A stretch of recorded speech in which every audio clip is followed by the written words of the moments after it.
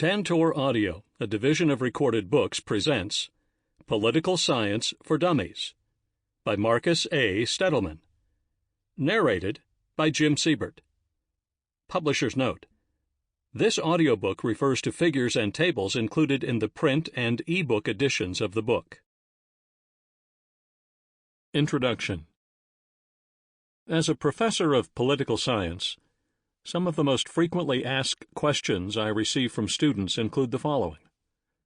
Why study political science?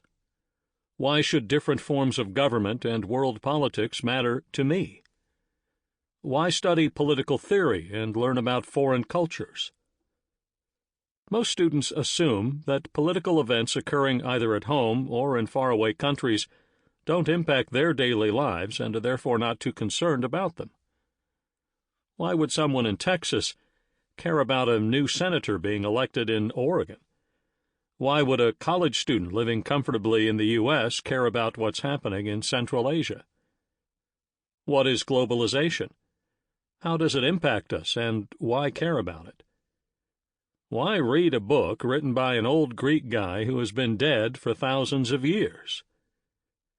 Because learning these concepts helps define how people come together and the importance of being a citizen of the world. By reading this book and becoming a student of political science, you'll acquire the necessary tools to become familiar with, study, and hopefully become interested in both domestic and international political affairs. I hope that this political interest will then get you involved and encourage you to participate in politics. Studying politics isn't easy. Many factors shape it. Individuals, such as leaders of political parties and countries. International organizations, such as the United Nations. Domestic factors, such as political cultures and public opinion. And even disasters, such as the COVID-19 outbreak. Albert Einstein put it best almost a century ago when asked why men could discover the structure of the atom but were unable to keep it from destroying the world, stating, "This is simple, my friend. It is because politics is more difficult than physics." About this book. This book is intended as an introduction to the study of politics and political science. I assume no prior knowledge of the political process or the discipline of political science. While writing this book, I've strived to be nonpartisan, meaning that I didn't write with any type of political ideology in mind. I also didn't attempt to push certain political ideas and concepts while ignoring others.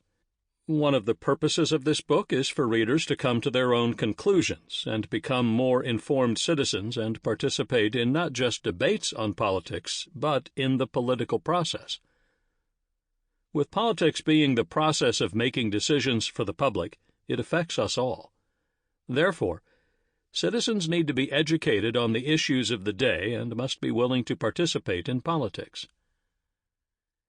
Whenever the text discusses certain concepts, such as federalism, I provide not only a definition of the term, but also real-life examples of the concept.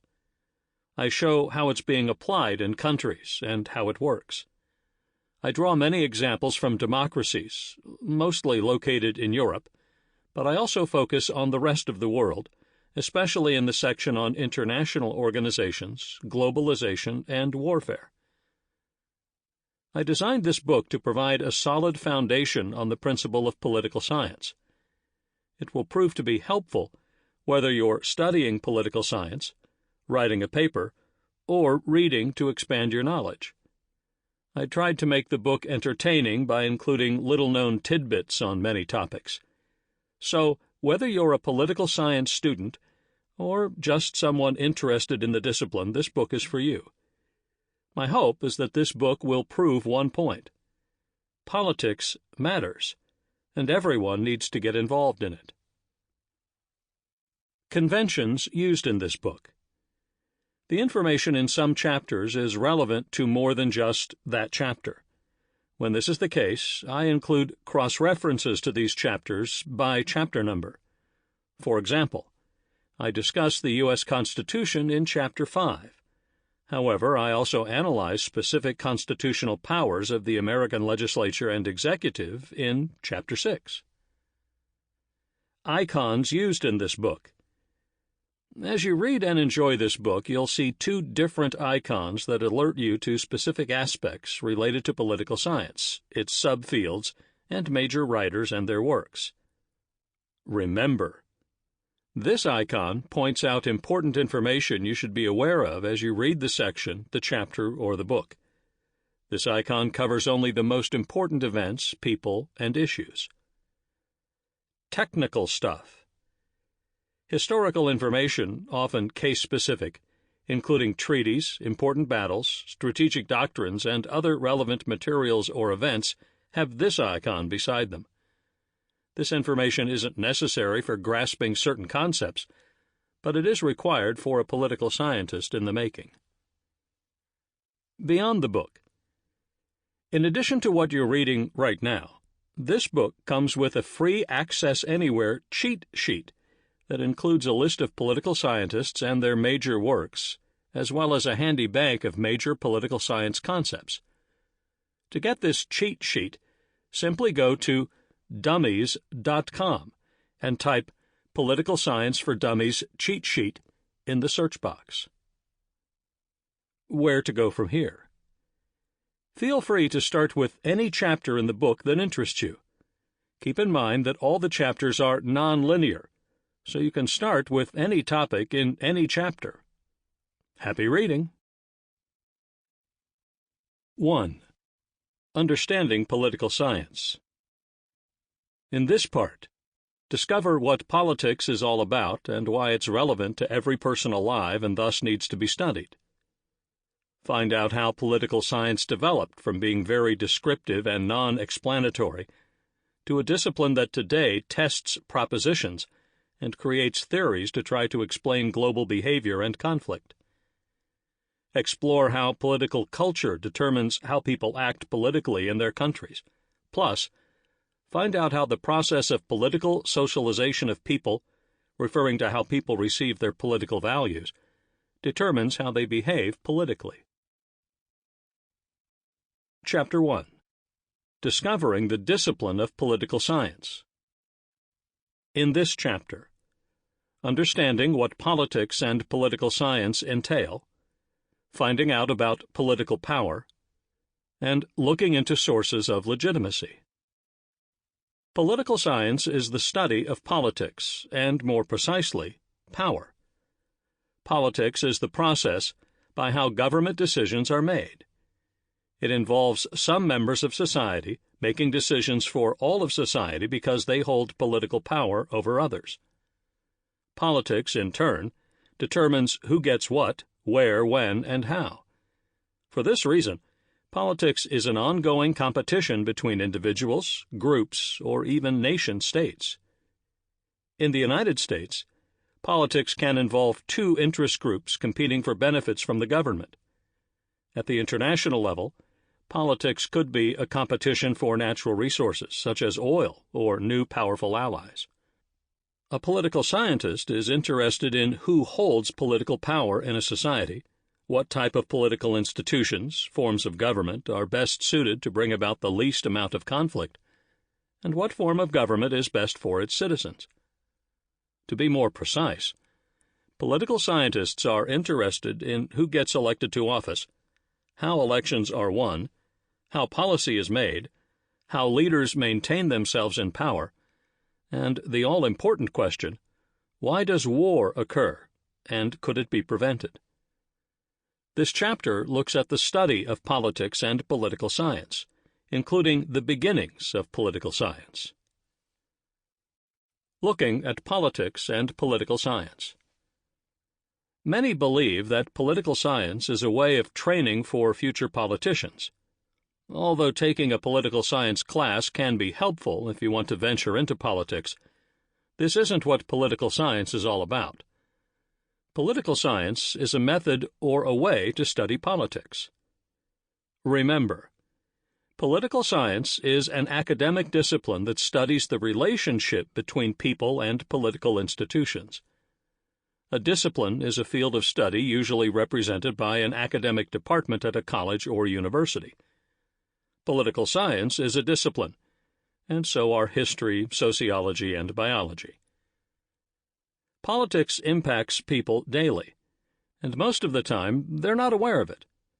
Politics determines tax rates, the way businesses are run, the textbooks a child uses in high school, and even how much a person pays for a gallon of milk in the grocery store. Going back to the history of political science. The founder of the discipline of political science is the famous Greek philosopher Aristotle. See Figure 1-1. He referred to political science as a master science, because everything in life can be political in nature. Aristotle was the first political scientist to collect data and then base his research on it. Technical stuff. Aristotle and his teacher Plato were concerned with the decline of his home city-state Athens. He wanted to know what caused the decline of his beloved Athens, and more important, how to save Athens. So he sent his students to the other Greek city-states to gather data. He wanted to know why some city-states were doing well and why others weren't. Based on the data his students collected, Aristotle wrote his famous book, Politics. In it, he describes the various forms of governments and the institutions his students discovered in the Greek city-states. Then he discusses his own preferences. Political science and normative theory, see Chapter 2, were born. Remember, the term politics comes from the ancient Greek polis, which means city-state. The first person to use the term was Aristotle, who lived during the time of the Greek city-states dominating Greek politics. So politics for Aristotle referred to the interaction between the Greek city-states. Technical stuff. A city-state, or polis, was the dominant political structure of ancient Greece. Each city-state had an urban center, walls for protection, and controlled a piece of the surrounding countryside. There were over 1,000 city-states, and the largest ones were Athens, Sparta, Corinth, Thebes, Syracuse, and Rhodes. Each city-state ruled itself and had a different form of government. For example, Athens was a democracy, while Sparta was ruled by 2 kings and a council of elders. Being a part of the social sciences. Political science is a part of the social sciences. Social sciences study how people interact with each other, how they behave toward others, and how power is distributed and used within societies. Social sciences include anthropology, economics, criminology, political science, sociology, and psychology. The social sciences that political science heavily draws on contribute to political science in the following manner. Sociology. The discipline of sociology studies human beings and how they interact. Sociology focuses on how small and large groups form and become large organizations, even nation-states. Political scientists use sociology to explain the behavior of small groups, such as members of a parliament, and the creation of large groups, such as nation-states. In addition, studies are conducted on how people acquire and maintain power within groups. Economics. The discipline of economics is important for the political scientist. Economics and politics often intersect. The political scientist uses economics to examine government programs such as Social Security, or to discuss international trade agreements or even punitive sanctions. Anthropology. Anthropology is the study of ancient and modern-day cultures. This discipline is useful for political scientists when conducting culture studies. See Chapter 3. Anthropology allows the political scientist to compare processes, norms, and institutions in different societies. For example, political scientists for decades have studied cultural aspects that maintain or destroy democracy in a nation-state. Also, as Chapter 12 shows, certain cultural traits can make societies more aggressive and warlike in the international arena. Anthropology helps find these cultures and hopefully change them to prevent global conflict. Psychology. Psychology studies the way human beings think and behave within the national or international system.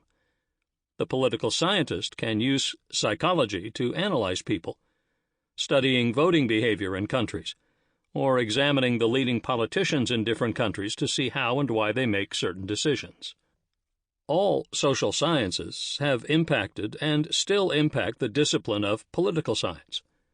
It's impossible to be a political scientist without having knowledge of the other social sciences. Being fragmented.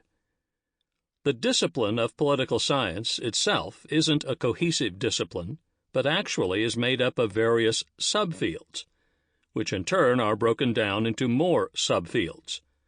They are American politics.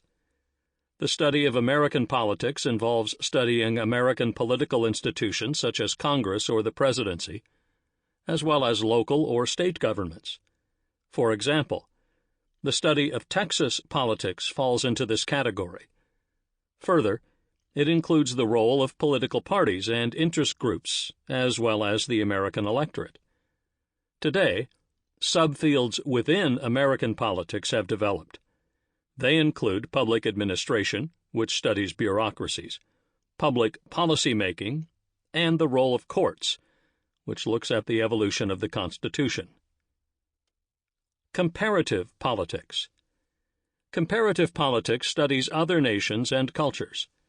It creates theories and frameworks that explain why and what happens, and then identifies similar patterns and differences between political systems. Comparative politics compares, for example, American culture to Swedish culture, or looks at the voting behavior of Australians and compares it to U.S. voters.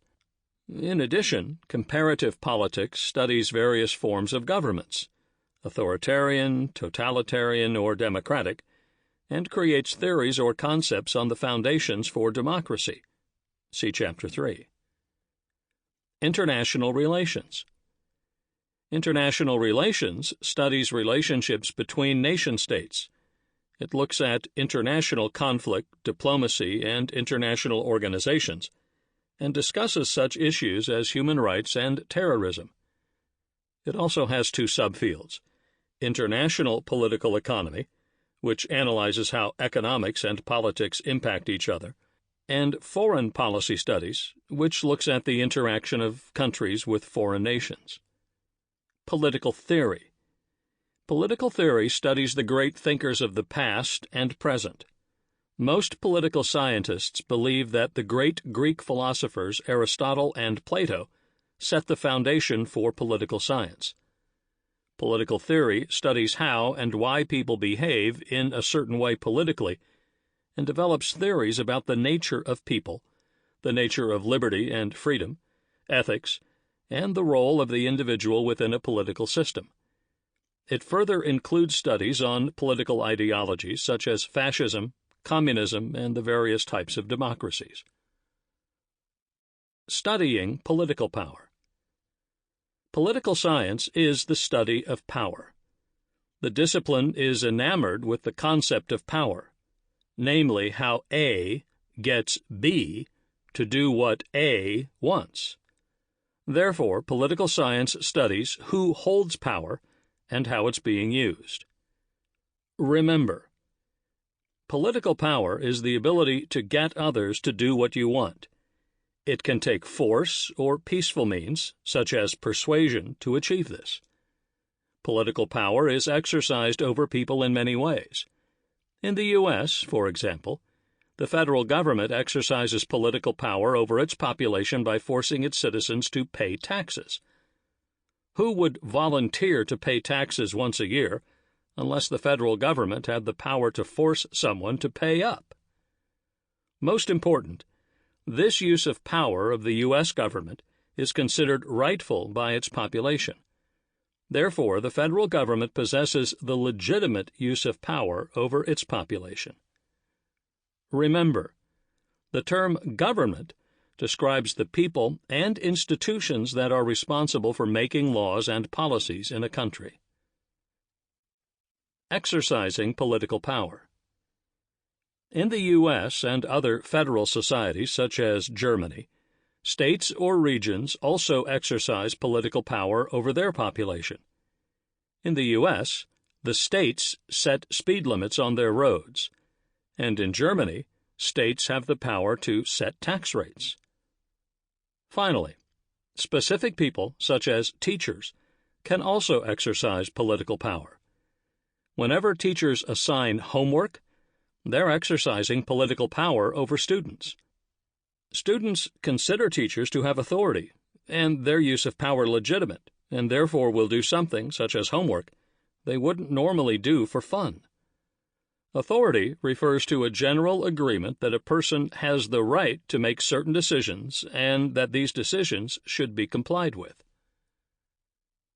Different thoughts on political power. Technical stuff. Both ancient and modern political scientists were concerned with how power is used in societies. The famous Greek philosophers, Socrates, Plato, and Aristotle, believed that political power should be held by the best educated in society and should be used for the good of society. For more on the ancient Greek philosophers, see Chapter 14. Niccolò Machiavelli, see Chapter 15, disagreed in his seminal work, The Prince. He argues that power is needed to maintain the security of the state both at home and internationally. His work focuses on how to acquire power and then use it for the good of the state. Fellow political philosopher Thomas Hobbes not only agrees, but also claims that political power shouldn't be used for ethical governance, but to prevent conflict both domestically and internationally. The more modern theorists, such as John Locke and Jean-Jacques Rousseau, see Chapter 15, argue differently. They believe that the people should exercise political power in a nation-state and need to be able to hold their leader accountable. For Locke, whose work became the foundation for the American political system, a contract exists between leaders and citizens on how to exercise political power. If leaders violate the contract, the people can remove them from their positions. More recent thinkers, such as John Rawls, see Chapter 19, have added the components of social justice and economic equality to their theories. Views on who holds the power. One of the ongoing questions in political science is how can the researcher determine who holds power in a society? Over time, 6 different explanations were developed. Bureaucratic theory. Bureaucratic theory assumes that bureaucracies in countries hold power and make the most important decisions for society. It's therefore not politicians nor other leaders but top-level bureaucrats who run a country. They work for the good of the country, not to amass wealth, and their policies are based on what's best for a country. When studying France or Japan, 2 countries with powerful bureaucracies, bureaucratic theory can be used to study political power. Pluralism. Pluralism, as developed by James Madison, see Figure 1-2, in Federalist Paper No. 10, believes interest groups will be created as societies become more economically and socially complex. People will join together to push for their own interests and for government benefits. These interests can be economic, professional, ideological, environmental, or even religious. All these diverse groups will now compete for public benefits, ensuring that public policy will benefit not only a few people but a majority in the country. Political power is therefore held by interest groups representing the people. Technical stuff. As soon as one group of citizens feel disadvantaged, they'll begin to organize and compete for benefits. Suddenly, many interest groups are competing for political benefits and hopefully balancing each other out overall. Pluralism assumes that everybody will get a little bit from policymakers, but nobody will get everything he asks for. This balance makes every interest group accept lawmakers' policy decisions without complaining, or more importantly, without taking action against policymakers. Corporatism. Corporatism also deals with interest groups. However, there are not tens of thousands as in the U.S., but a lot less. There may be only 3. These groups are large and powerful and deal directly with the government when it comes to policy making. Therefore, a few but very powerful interest groups hold power in a society. The political scientist needs to study these to find out who holds power in a society. Examples of corporatist countries include Germany, Austria, and most of Scandinavia. Elite theory. Elite theory, as created by the great Italian social scientists Vilfredo Pareto and Gaetano Mosca, states that every society has an elite that holds political power. That elite differs from society to society. In some societies, it's blood-based, meaning you have to be born into it. A monarch with a ruling aristocracy comes to mind. In other places, wealth puts you into the elite. The more money you have, the more influential you'll be. This is often the case in capitalist countries like the U.S. or Great Britain. Another determinant of power is religion. Iran is governed by a religious elite. Membership in organizations such as an elite political party, for example, the Communist Party of the Soviet Union, or the military, can put someone in the elite. A military dictatorship, such as found in Chile from 1973 until 1990 under General Pinochet, is an example. In a nutshell, elite theory states that in every society an elite holds political power. Marxism. A Marxist believes that whoever holds economic power also holds political power. In other words, control of the economy equals control of government. In a capitalist society, the economy is controlled by the upper and middle classes, and therefore they control government. In a feudal society, the king and his aristocracy control the economy, and therefore government. For a detailed discussion of Marxism, see Chapter 17. Checking on sources of political power. 2 models explain where political power comes from. First is the percolation up model. It assumes that power rests with the citizens of a country. The citizens in turn elect leaders and give them political power to run the country on their behalf. If the citizens are satisfied with their leaders, they can re-elect them. On the other hand, if they're dissatisfied, they can replace them. An example is a representative democracy. The second model assumes the exact opposite. It's called a drip-down model. Here, ultimate power doesn't rest with the citizens, but with the leadership of a country. For example, in authoritarian and totalitarian systems, the leader has ultimate power and makes policy for the country. The citizens have no input and can't hold the leadership accountable. Historically, this type of power model was the most widespread of the 2. Examples include the monarchies of the past, totalitarian systems such as the Soviet Union, and more modern dictatorships such as Belarus or Iran. Searching for sources of legitimacy. A successful government has to have its population recognize its legitimacy. If the population recognizes its government as legitimate, it will follow its leaders' decisions, and no force needs to be used when implementing policies. For example, if a police officer pulls you over for speeding, you recognize his powers of doing so. In other words, you see his use of power as legitimate and will abide by it. Governments can acquire legitimacy in various ways, as I discuss in the following sections. Remember, legitimacy is the belief that the government's power over its population is rightful. This results in the exercise of power by a government without having to resort to force. A government that has a high level of legitimacy also has a high level of authority. Its citizens obey laws without having to be forced to. Political structures. Certain political structures, such as democracy, can be helpful when it comes to legitimacy. If a government is chosen through democratic elections, it acquires legitimacy. The vote. Sample complete. Ready to continue?